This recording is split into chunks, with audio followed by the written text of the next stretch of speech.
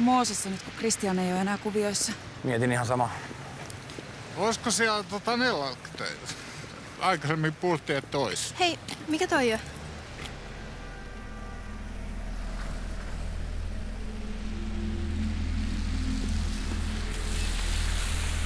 On varmaan joku spurko, joka ottaa lepoa.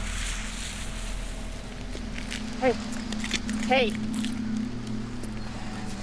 Herätys! Haloo!